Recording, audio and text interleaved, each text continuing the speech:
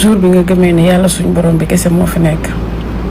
jour boobu ngay commencé am jàmm ci sa dund. yal nañu yàlla may xolu gëm yàlla jooju moo jër a gëm ku la wax na la gëmal keneen dalay naax gëmal yàlla suñu borom yàlla mi nga xam ne danga koy tooñ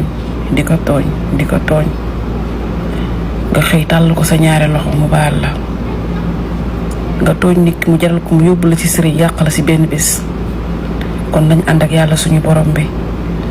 nañ gëm yàlla suñu borom bi nañ yaakaar yàlla suñu borom bi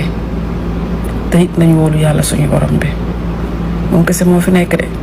juridique bi maanaam moralement fi ñu bëgg a yóbbu terrain bi ñu bëgg a yóbbu naan non c'est-à-dire foofu la ñuy ñëw ba pare. man loolu laa bëgg parce que ay élégance politique la ay su ngeen ko defee nii élégance politique la ñëwoon. merci bu ñëwee ci élégance république. élégance républicaine bu ñu ci ñëwee sax dañuy daanu. parce que l'élégance républicaine veut que ni s'il y a une institution qui tranche mu am benn pouvoir bu tranché automatiquement pouvoir yëpp ak nit yëpp dañoo war a ranger wu ci jugement boobu loolu mooy l'élégance républicaine mooy que ni tu dois être conforme et accepter toute loi wala toute décision émanant d'une institution de la République kon loolu la ñuy wax élégance Pape beneen bi maa ngi ci moral ba léegi ñu ne waaw Ousmane Sonko da doon ànd ak moom ci procès mi ak yooyu mais allié politique Barthélémy Dias di dem ci jugement au contraire Ousmane Sonko keroog bu muy taxaw di ànd ak Barthélémy Dias di jóge Ziguinchor di ànd ak moom Ousmane Sonko lan la wax kenn du nangu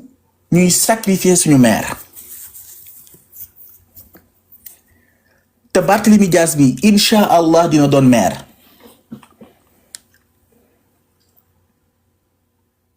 xam nga ci lan la ko tegoon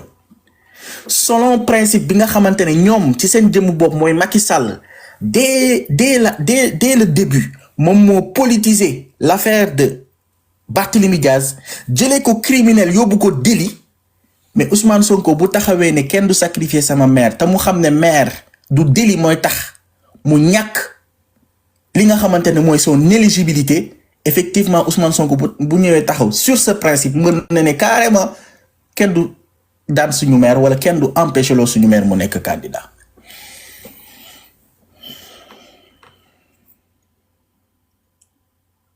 moral ba léegi Pape moral ba léegi kon jàpp nañu ni Ousmane Sonko bu fekkee ne dañoo am une alliance politique entre parti Pastef ak parti Taxawu keroog bi ñuy juger Barthélémy Dias Ousmane Sonko dafa waroon a toog këram bu fekkee moral Pape nañu revenir par la morale kon jàpp ngeen ni ñoom Thierno Bocoum mi ak ñoom Alioune Tine encore une fois Alioune Tine bi soloon dàllam dem di seeti ji Ousmane Sonko keroog bu ñu koy masawu li nga xamante ne ñoom jàpp nañ ne Macky Sall moo ko fomenté. te bokkuñu ñoom ñaar bokkuñu parti bokkuñu dara na leer. voilà kon kooku buy wax ci moral jekkut muy wax ci moral parce que moom loolu moo ko jiitu. est-ce que sax sama question mooy nga yóbbaale ko est-ce que ngor la nga ànd ak nit bokk ak moom ni ñu koy waxee benn coalition muy war a dem tribunal nga dem tëdd sa kër di nelaw est-ce que Ousmane moom li mu xam ñoom kon xam nañ ko ndax ñoom bi ñu wooyee Ousmane duñ dem gunge ji ko mais bu ñu wooyee bu Ousmane moom buñ ko wooyee buñ leen wooyee ñoom Ousmane dem gunge ji leen ànd ak ñoom ñëwoon. Pape déjà dañoo nekkoon ci benn contexte boo xamante ne Ousmane Sonko pour mu am force am ci dajale la nekkoon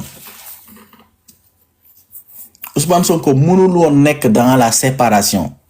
Ousmane Sonko ci dans l'addition la nekkoon Ousmane Sonko ci dajale la nekkoon Ousmane Sonko bu demee ba xam ne Yewwi Askan bi am na ñu ko yéenewut sax dund te mu mën a allier ak ñoom di ànd ak ñoom kon Ousmane Sonko bu Barthélémy Dias amee problème war na ko mën a taxaw te nag taxawaay bi il faut ngeen comprendre dara taxawaay à quoi mais taxawaay à un principe c'est quoi le principe nooteel gi pourquoi un procès ba pare Ousmane Sonko ba léegi ci moral Ousmane Sonko ci principe bi mu taxaw mooy naka la ñu mën a jëlee une affaire qui a maanaam mu pendante depuis 10 ans une affaire pendante depuis 10 ans yéen ngeen bëgg coûte que coûte ci moment yi ñuy demee ci échéance électorale ngeen ne foofu ngeen koy juger ne serait-ce que voilà l'élégance qu'on va faire appel te Ousmane Sonko élégance boobu la jëlaat utiliser ko tey ci échéance électorale yi mooy leer na ne Barthélémy Dias moom ci dugg ci échéance électorale mën na am problème mu ne tekk noppi yoon am nekku ci demander à ses services publics baleen ko comme électeur la rek na nekk candidat maintenant bu yoon paree na def li yoon santaane loolu mooy maanaam élégance républicaine Pape waa léegi ñu pare jugement bi ñu confirmer ko est-ce que vous avez vu une seule fois Ousmane Sonko contester le jugement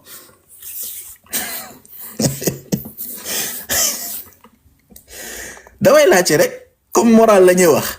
ne Ousmane Sonko waaw c'est-à-dire est-ce que vous avez une seule fois ngeen dégg entendu wala vu Ousmane Sonko contester la décision émanant ki nga xamante ne moom mooy ci tribunal bi parce que Ousmane Sonko du dugg ci biir procès bi Ousmane Sonko ci principe bi sur la forme bi lay nekk di wax Pape man leer na ma ne def nga Sénégal ñëpp xam ne def na mais ci def googu noonu ci laa lay naqarloo foo romb ma la koy jam foo romb ma la koy wax bu yàggee sa xarit bi nekk à côté muy Idda dina sax allié wu ak yow parce que xam na ne def nga de mais lan moo tax ñu la ci yeb ñu foo tourner loolu lañ lay njëkk maanaam loolu lañ lay njëkk reprocher te mu leer que ni yow ci loolu nga def mën nañ laa juger tey mais ñu koy traîner pendant 10 ans Ousmane Sonko principe boobu la ne nanguwuma ko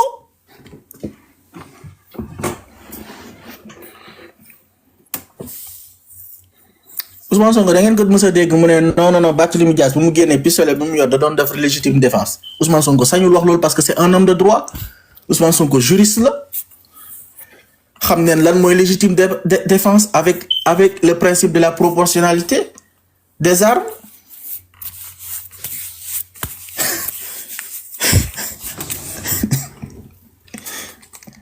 donc ci moral ba léegi Ousmane Sonko fi mu teg tàngam dafa dëgër këcc. waaw mën naa dugal benn laaj. acca bismillah. laaj bi muy dugal Ousmane Sonko bi muy topp Barthélémy Dias di ko jàppale booba vidé guñ dossier bi est-ce que bu fekkoon ne vidé nañ dossier bi ba dossier bi jeex Ousmane Sonko doon ci toppi dara. moo tax nag ma ne la moral ci boppam moo war a tax Ousmane Sonko kenn mënu koo jam naa ne ci procès wu Barthélémy Dias ak ci radiation kenn mënu koo natt ci degré d'implication bi mu amoon ci mbir mi radiation ngeen ne forcément da ciy laale mais Pape Ndongo ma waxaat la beneen information bu sénégalais peut-être amut le règlement intérieur de l'Assemblée nationale qui veille à l'exécution du règlement intérieur le respect du règlement intérieur kan la le président de l'Assemblée nationale waaw wala déet le président de l'Assemblée nationale bu gisee benn article buy wax ne député bi buñ ko condamnation pénale qui veille au respect de ce principe de cette loi qui se trouve dans le règlement intérieur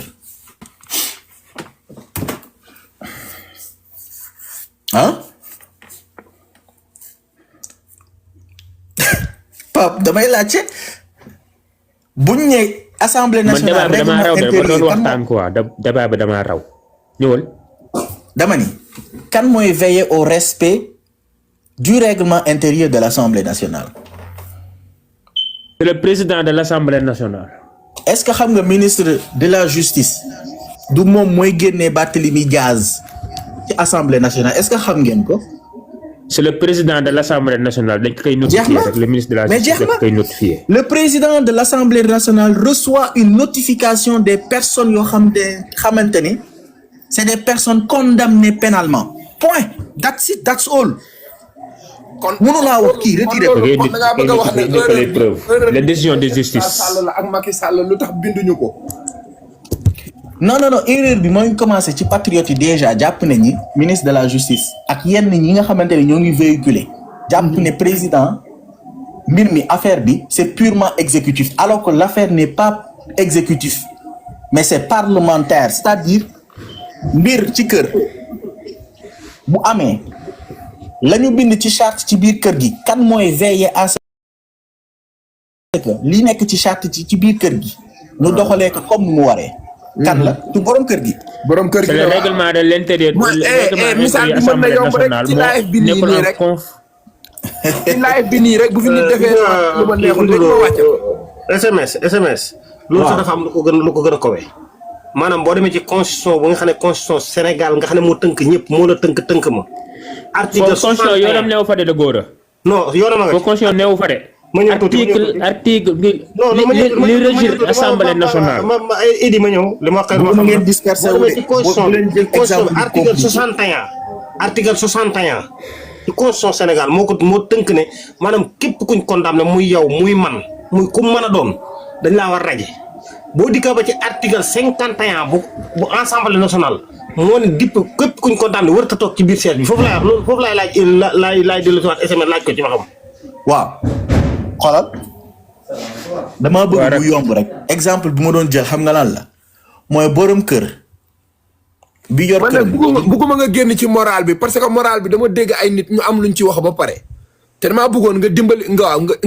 nga dimbali ma ci rek parce que waaw mais maa ngi ci moral bi ba léegi de waaw parce que dama dégg ay chroniqueur ñu mel ne ay Pape Makhtar Diallo ak ay ñoom Pape Moussa Sow di wax ne xaw ma li ñu def li gars yi def ñëpp nangu nañ ne droit la mais ñoom dem li ñu doon commenté yëpp ci moral lañ ko teg. ñu nit dañoo war a leeral moral Ousmane Sonko mënuñu xam nga ñoom c'est le Sénégalais de l'émotion c'est le Sénégalais émotif c'est le Sénégalais bu gëm ni kii defoon nga ko lii waroo ko def lii ñoom foofu la ñu toll Ousmane Sonko daf leen maanaam moo tax ma indil la. ñoom ñoo ngi nekk di fustiger Ousmane Sonko te alors que Ousmane Sonko takku ci man dama bëgg départager la responsabilité